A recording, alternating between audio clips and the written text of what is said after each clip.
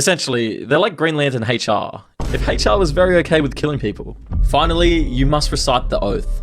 Words that will define your existence from this moment forward. In brightest day, in blackest night, no evil shall escape my sight. Let those who worship evil's might beware my power, Green Lantern's light.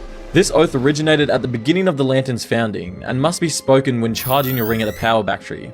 A process you'll need to repeat every 24 standard hours or risk complete power failure in potentially lethal situations. Congratulations, you're one of 7,200 Green Lanterns, 2 assigned to each of the 3,600 sectors in the universe. The Corps' roster includes members from thousands of species, many of whom view humans as primitive. In fact, your partner called Zelob is a being of pure energy. Core protocol mandates that partners must learn to coexist despite physiological incompatibilities. You're not even sure how to shake this thing's hand, but it seems nice, and it also wears the ring. So it's your partner now, whether you like it or not. Free time on Oa introduces you to the bizarre cultural practices of your fellow officers. The insectoid lanterns perform the 7-day ritual of communion, in which they methodically consume the shed exoskeletons of their ancestors. The gaseous lanterns communicate through complex chemical exchanges that smell like rotting flesh, and the crystalline entities from Sector 7 conduct what they call resonant harmonization, which to your ears sound like glass breaking for 14 hours straight. Meal periods are equally challenging. The core commissionary, operated by silicon-based lifeforms, prepares food considered edible by the majority of species. For you, this means a steady diet of nutrient paste, tailored to human biochemistry but engineered for maximum efficiency rather than taste. But despite all of that, you do like the job of being a Green Lantern. You and Zelob patrol your given sector and get to save the day, every day. That means taking down murderous warlords, reconstructing cities ruined by natural disasters, or helping old ladies cross the road. You figured being a Green Lantern would mean confronting world-ending threats every day, and that does happen, but you're surprised by how often you end up saving kittens from trees too. You get to fly in space, see alien planets, and hang out with your new best energy-based buddy. Though not everything's peachy, and dating becomes nearly impossible, especially if you're restricting yourself to only humans. Relationships strain under the weight of secrecy and absence, because you're not really meant to tell anyone that you're a Green Lantern. So while your partner might be chatting about how their boss was a little bit annoying today, you can't talk about the meteor that you just punched in half to save a billion-year-old civilization. In fact, most human Green Lanterns in relationships almost inevitably end up divorcing because of their dual lives. Some Lanterns date within the Corps itself. Interspecies relationships, while not prohibited under Corps regulation, often present unique challenges. Because of the vastly different biology, many interspecies relationships might be fatal without the protection of the Green Lantern ring. You know that your ring stores all your biodata too, and sometimes you wonder whether the Guardians of the Universe or the Alpha Lanterns get a kick out of seeing when you've been a little too intimate. Now in your late 20s, you fall in love with a fellow Lantern from planet Koryugar. Against all odds and biology, through advanced genetic engineering available in the medical world of Orthax, you've managed to conceive a child. Your child doesn't inherit any cool powers, but they do inherit a massive target on their back. Family members of Lanterns are often abducted, tortured, or killed by enemies seeking revenge. The Guardians of the Universe do allow for relocation to secure facilities on fortified worlds, but at the cost of anything resembling a normal childhood. One day, your ring interrupts you during dinner to inform you of a supernova threatening a populated system 500 light years away. Your child hasn't seen you in weeks, your partner understands but grows increasingly distant. The Guardians of the Universe are no longer help because they don't think a relationship is important anyways. It's rare to see any Green Lantern having a functioning private life, and it doesn't look like yours is going to be any different. A big reason for that is, put bluntly, the life expectancy of a Green Lantern doesn't look good.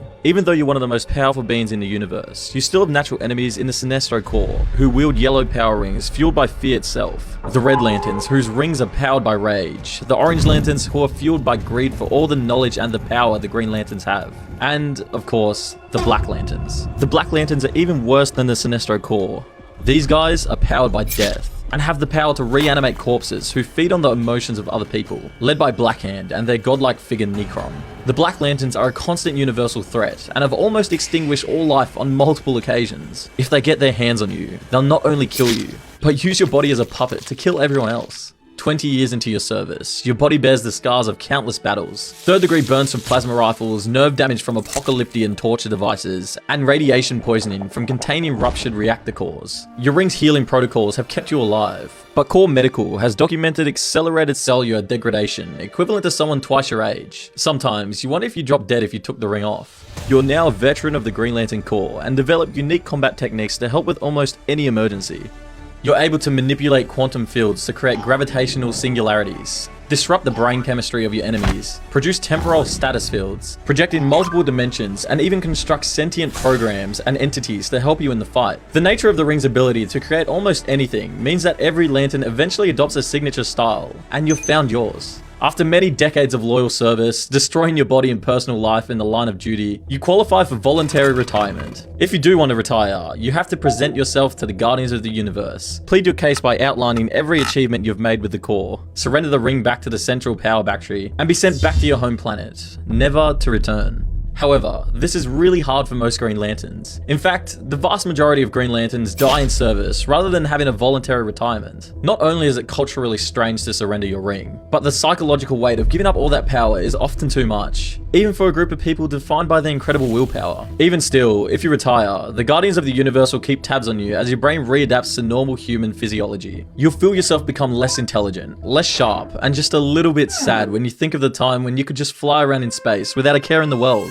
So, you choose not to retire, instead continuing to work for as long as you can. The idea of retirement feels like giving up, and for a being defined by their willpower, that's not something they know how to do. Now as an old lantern on a perfectly normal patrol, you get a call about a half of a small nearby planet collapsing because of radioactive energy from a failed science experiment. You arrive at the scene and try to fix the reactor, but it's beyond your comprehension. Even as a tired old man who's seen everything you have, it's still too foreign to you. You call for your partner to come help, but they're on the other side of the sector and it's going to take them too long to get there. There's not enough time. This place is about to blow. You expend all your energy creating bubbles, getting the massive civilian population to safety miles away as the ground beneath you bursts into radioactive flames. You get thousands of people to safety, but there's still thousands more behind. When your partner eventually arrives, he finds the civilians safe, but there's no sign of you. As he gets closer, he sees that somehow the reactor has been contained, and out of the yellow flames, your ring hovers towards him. He stares for a moment before it shoots off into the sky, searching the universe for the next Green Lantern. Your body is taken back to Oa, where you are laid to rest with honors in the crypts of the Green Lantern Corps. This is where all Green Lanterns are entombed on their death, and it's a position of great honor. You're one of the millions of Green Lanterns who have died over the course of the Corps' existence, and despite all the good you did, they still probably won't remember you for very long. Then, the ring that stood by you for so long finds the next Green Lantern, and the whole cycle begins again.